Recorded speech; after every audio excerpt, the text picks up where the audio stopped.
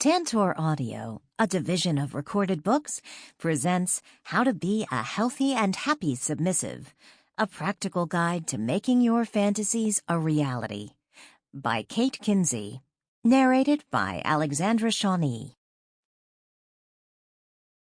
Chapter 1. So you want to be a submissive. Maybe you just read that book that everyone's been talking about. Or if it's not that book, some other book. There are lots of them out there, especially now, even in the grocery store, right next to Better Homes and Gardens. I'll admit it, I first felt the desire to be sexually dominated when I read Gone with the Wind. When Rhett grabbed Scarlett and carried her up those stairs, phew, I wanted to experience that kind of passion and intensity. But maybe for you, it was a movie about pirates or wild Scots in kilts kidnapping a damsel in distress, and you wanted to be that damsel with a heaving bosom in a virginal white nightgown. Maybe a partner once grabbed your hair and slapped your ass during sex, and you had the best orgasm ever. Now you're trying to figure out how to get him or her to do it again. Maybe you stumbled onto an internet porn site that shocked you and made you wet at the same time. There are a multitude of reasons you may have come looking for more information on dominance and submission. Let me set your mind at ease. There's nothing wrong with wanting a satisfying sex life. You have a right to a satisfying sex life. You are not the only person interested in this kinky stuff. More people than you can imagine have been doing this kinky stuff for a long, long time. Feeling a need or desire to be dominated does not mean that you are weak or broken or not a good feminist. More on that later. Being turned on by being dominated or wanting to serve someone in the most intimate ways does not mean you have no self-esteem or no confidence in yourself. It just means that something about this stuff makes your naughty bits all tingly, and that's perfectly okay. What matters is how you pursue those desires. The purpose of this book is to give you the knowledge and tools to do it safely, sanely, and consensually. The first half of this book will explain the terminology and activities that make up the world of a submissive. The second half will give you specific advice on how to enter that world. Disclaimer. I am giving you my personal opinions based on years of my own experience. If you have looked around online at all, you've probably already found dozens of folks claiming they have the only answers, the one true path to complete and perfect submission. Bullshit. If anyone, including me, tells you something that doesn't ring true to you, ignore it. If I suggest something that you can't use, throw it out. I don't mind, I promise. Except, of course, for the single cardinal golden never-to-be-broken rule that we will discuss in great detail in a later chapter. Always be safe, sane, and consensual. I am writing this for female submissives simply because those are the ones who keep finding me and asking how to begin this journey. Much of the same advice applies to male submissives as well, but there are many additional and specific challenges and issues, and frankly, I don't have that much experience with male submissives. If you are a male submissive reading this, please forgive me if the use of her and she makes you feel marginalized. It is certainly not my intent. At some point in the future, I will likely research and revise this book to apply more directly to the needs of the male submissive. Chapter 2. What exactly is submission? I chose the original title of this book, How to Be a Submissive, because it's the question I'm asked all the time. How do I become a submissive? But I wasn't completely happy about that title because it implied that a submissive is something you can become. A submissive is something you are, not something you can learn to be. If there's not a spark of submission in your soul already, no amount of education, experience, or training is going to make you a submissive. You might be able to fake it or to merely endure it, but you're going to hate every minute of it. Does this mean you have to be a quiet, obedient, good girl who always says yes? No. Does it mean you have to be dreaming of a life naked at the feet of a powerful master or mistress? No, of course not. Nor does it mean that you can't be a strong, independent individual with a mind of your own. It simply means that some part of you is drawn to the idea of an intense physical and/or mental relationship where you surrender some degree of your personal power, will, control to another person whom you have chosen as worthy of that power. Every person exists on a scale of dominance and submission. We all submit to parents, teachers, bosses, and traffic cops with varying degrees of success. When we become the parents, teachers, bosses, and cops, we must embrace the dominant aspects of our personality. So no, you can't become a submissive. You can, however, choose to explore that part of your personality. If you have a strong enough leaning in that direction, you'll find that you will blossom and grow in ways you never dreamed were possible. As I thought further about the title, I realized I didn't want to write a book about just being a submissive anyway. Being a submissive isn't really that hard. Being a good submissive who is happy and healthy is the real trick. An important message about fantasy and fiction.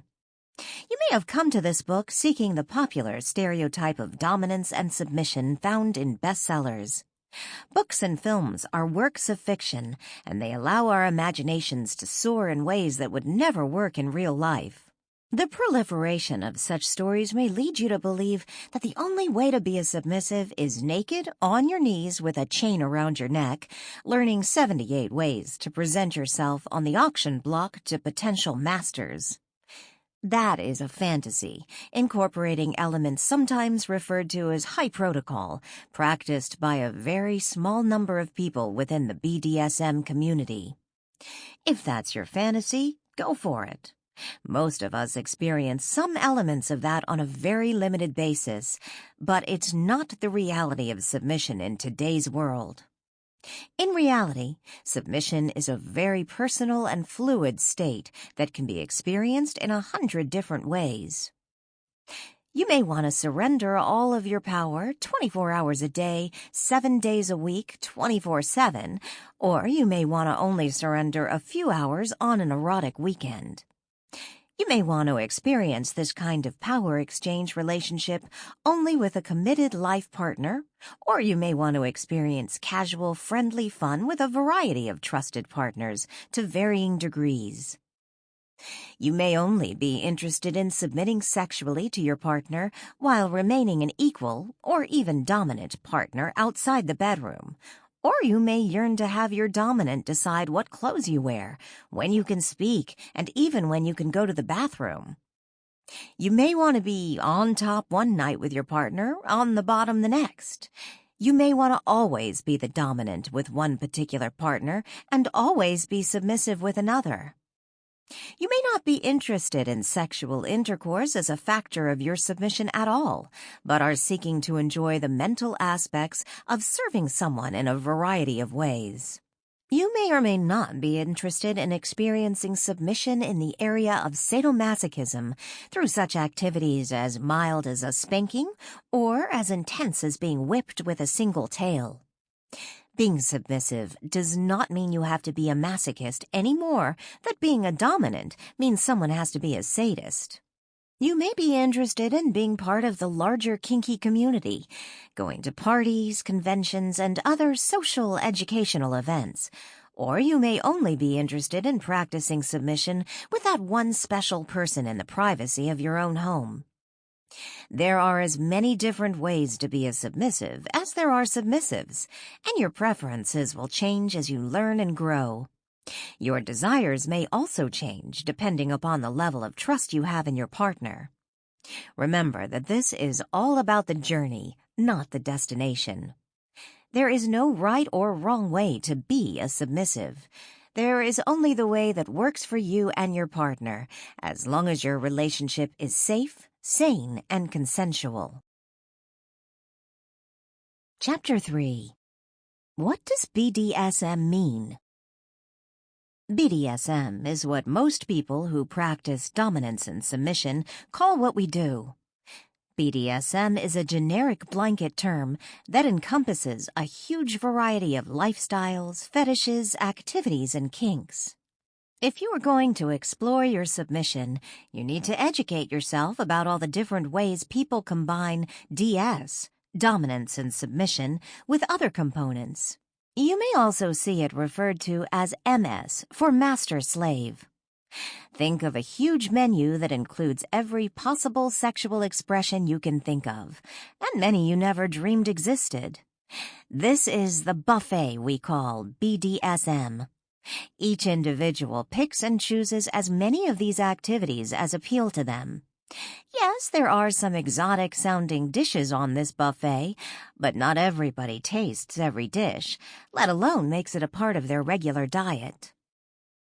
BDSM is generally accepted as an acronym for bondage. That is restraint of any kind. Most common is rope bondage, but it can also include chains, cuffs, types of clothing like corsets and hoods. Discipline. The use of corporal punishment, often in conjunction with specific rules of behavior. The D in BDSM can also stand for dominance, as in DS, dominance submission, or power exchange, where one person has control consensually over another. Sadomasochism. The sexual enjoyment from either the infliction of or experiencing of pain and suffering, or some form of intense stimulation. The terms sadist and masochist have different connotations in BDSM than in the popular press or the psychology profession, and do not imply non-consensual, uncaring, or undesirable behavior. Generally, BDSM is defined as a sexual orientation or behavior among two or more adult partners that may include, but is not limited to, the use of physical and/or psychological stimulation to produce sexual arousal and satisfaction. Usually, one partner will take an active role, top or dominant, and the other will take a passive role, bottom or submissive. BDSM is a generic term. Understand your personal kinks. Chapter 4. Pain. Really? Do you have to like pain to be a submissive? Short answer? No. Though many submissives do practice some form of sadomasochistic activity, like everything else, it is negotiable between you and whomever you decide to serve. How can anyone like to experience pain? Some people are just wired differently. For them, pain is directly erotic. Some people have orgasms from being flogged. Others are highly aroused by nipple clamps. Keep in mind that pain is very subjective. What feels like pain to you may feel very different to me. It's also about context. If you've ever experienced a hickey before, or found mysterious bruises the day after some strenuous sex, you already know how something that can feel like pain in one setting can feel like pleasure when it's part of something else. That's why we say something hurts so good. Levels of stimulation.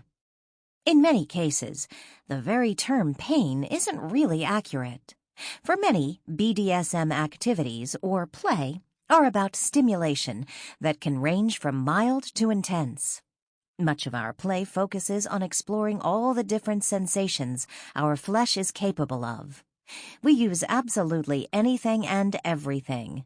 Feathers, ice cubes, guitar picks, needles, suction cups, warm or hot wax, fur, silk, teeth, electricity, tiger balm, rubber bands.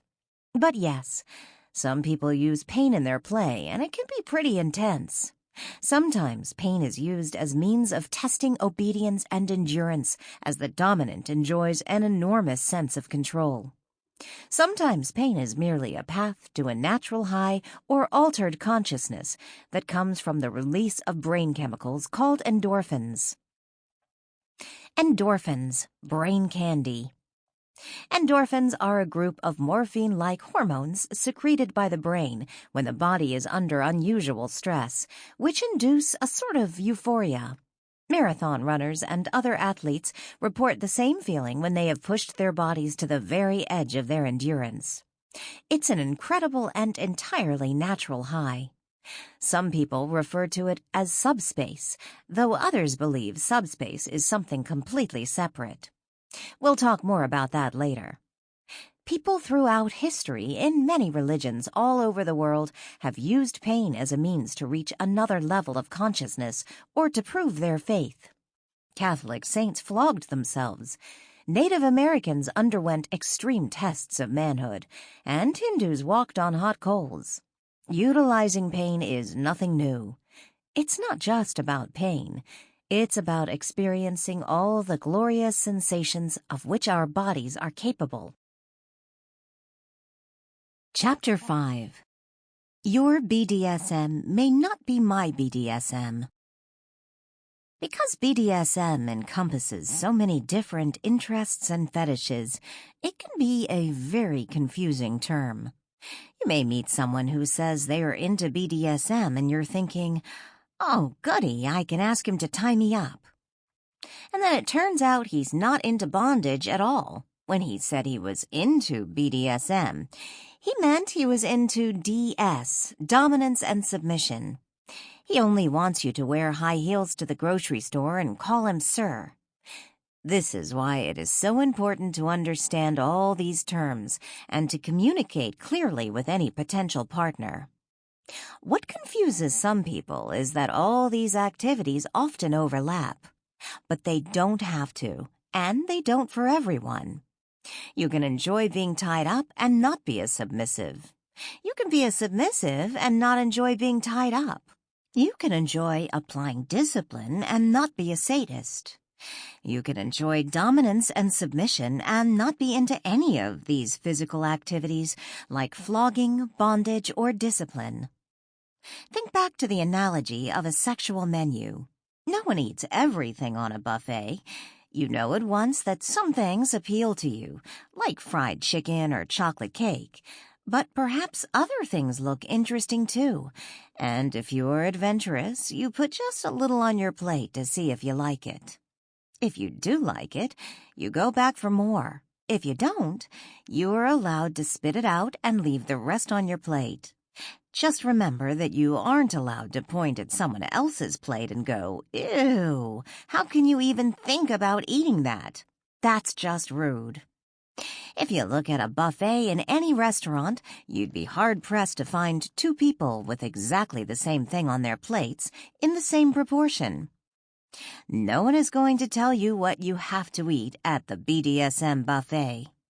They may say, "You should try the sushi, it's fabulous," but you are allowed to say, "No thanks."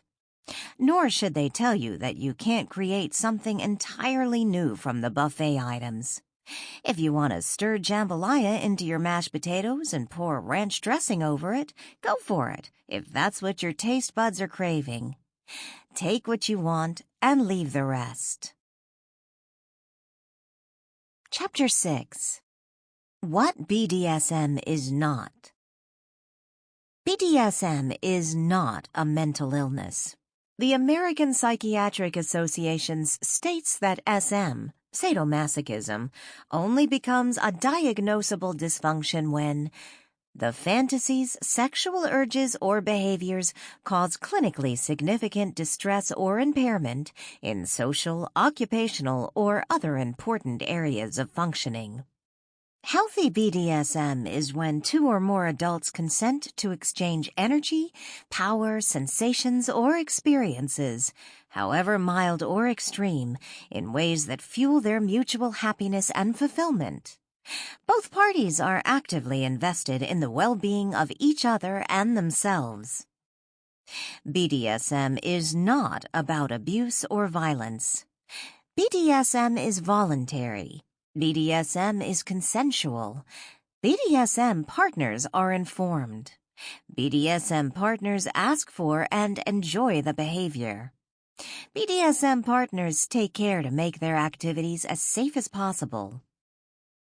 For some, BDSM is a way to spice up their relationships. It may never extend outside the bedroom. For others, it is a way of living life, and you'll hear these people describe themselves as 24/7 or lifestyle.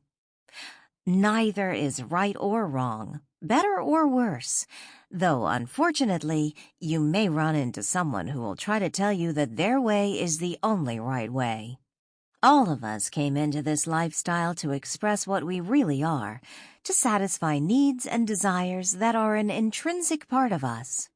It's foolish to come into the BDSM community assuming that one size fits all when we know it didn't work that way in the vanilla world. BDSM is not about violence or abuse, but a mutually satisfying relationship emphasizing consent, communication, honesty, and care for your partner. Chapter 7. Power Exchange. Power exchange is specifically the dominance-submission, DS area of BDSM. It refers more to the psychological components of BDSM as opposed to the physical components when the partners agree to an exchange of power, ownership, command, or property rights. The submissive consensually transfers their power to the dominant. The power actually goes both ways because the dominant, by controlling and caring for the submissive, actually empowers the submissive to be who and what they truly are. The degree to which someone gives over or accepts power over another is a matter of personal choice. There is no rule that says if you are a submissive, you must do this. You and your partner work out what feels right to you both. Some people who practice DS don't feel it has anything to do with the other activities like bondage or spanking. I've heard one DS practitioner say that he lives a DS lifestyle and all the rest of it is just kinky sex. Conversely, some people believe they can practice bondage and SM without any kind of power exchange at all. There is another school of thought that believes that every BDSM relationship, whether casual or long-term, involves an exchange of power. The only difference is that some power exchanges are situational and very limited. It may only last 30 minutes during a play scene at a dungeon party, while others affect every part of someone's life, all the time. Many more people fall somewhere in between the two extremes. The brain is the largest erogenous zone. Use it. Chapter 8. Dominance. Dominance is a personality trait someone exhibits. Dominants are generally confident people who like to be in charge. They are natural leaders and problem solvers. A dominant accepts responsibility as well as authority and is in control of their own life and their emotions. This is not to be confused with domineering. Think about the difference between a good leader and a bully. A good dominant listens to what others have to say. A domineering bully rarely does. When a good dominant disagrees with someone, he or she will discuss their point of view calmly and respectfully. A bully will simply shout other people down. A good dominant takes responsibility for his or her mistakes. A bully always blames someone else. A good dominant cares about the well-being of what belongs to him. A bully only cares about getting what he or she wants. A good dominant is always honest. A bully uses half-truths and omission to spin the situation to his advantage. Many dominants are sadists. Many are not.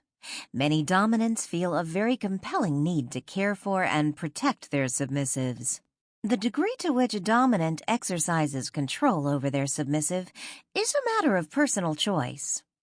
Some dominants choose to micromanage the smallest details of their sub's life, down to what they eat and what they wear. Others set general guidelines and leave it to the submissive to figure out the best way to fulfill them. Being a dominant in a DS relationship is most definitely not about getting their way all the time.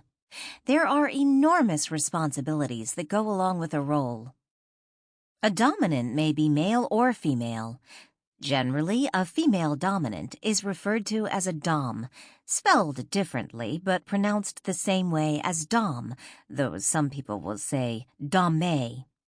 An important distinction is that a female dominant is not a dominatrix, which usually refers to a professional who provides the service of domination for payment.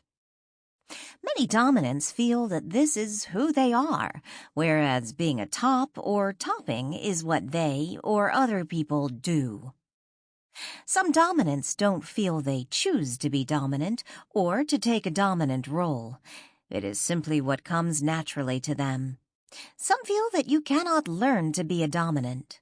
Some believe that most of us have some dominant traits and some submissive traits.